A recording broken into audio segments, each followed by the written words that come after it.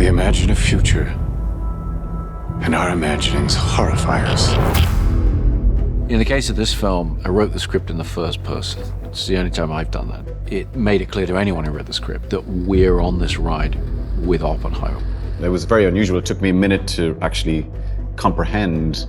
And then I realized, oh, that's a huge responsibility. I don't know if we can be trusted, but I know the Nazis can't.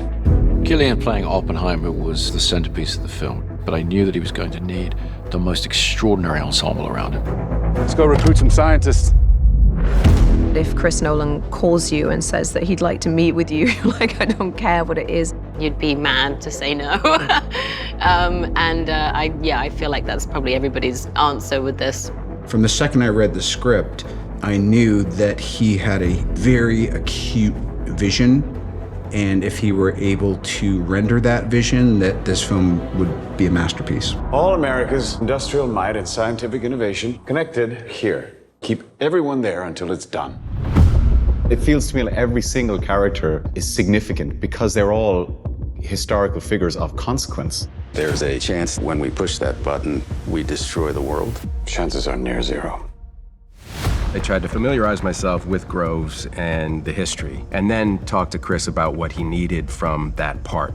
Groves was almost like a kindergarten teacher in some respects because these scientists were so eccentric and not necessarily trustworthy. I mean, if you're looking from a military perspective. Why would we go to the middle of nowhere for who knows how long? Why? How about because this is the most important thing to ever happen in the history of the world? I was aware of who Louis Strauss was. I came to have a pretty even-handed understanding of him. He was a righteous guy. I think he was a great public servant, but he's always behind the scenes. I've always appreciated the people who are backstage. Truman needs to know what's next. What's next? With Kitty Oppenheimer, what I really was drawn to is she refused to conform to the sort of feminine ideal of the time. She had this defiance against the system that felt so modern. Jean Tatlock was blunt, knew what she wants, but at no point is she ever punished for that, and especially not by Oppenheimer. Theory will take you only so far. Oppenheimer sees things in sort of different dimensions.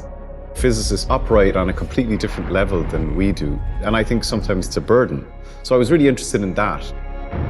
What we were looking for was a remarkably centered performance, the heart of the film, but also an ensemble piece. I was there on set every day, surrounded by a team of actors who knew more than I did about what was going on from their point of view. And that's what you're really looking for as a director. It's a profoundly moving and overwhelming experience watching it, because you feel so compelled to watch what's happening with these people and how they're drawn into the biggest of moral dilemmas and what they're wrestling with, all of the characters. With the sound design and the score and the emotionality of it, this is not a film, this is an experience. When I saw it in its finished form, I was kind of like, wow, yeah, that's what we were hoping this could be. The world will remember this day.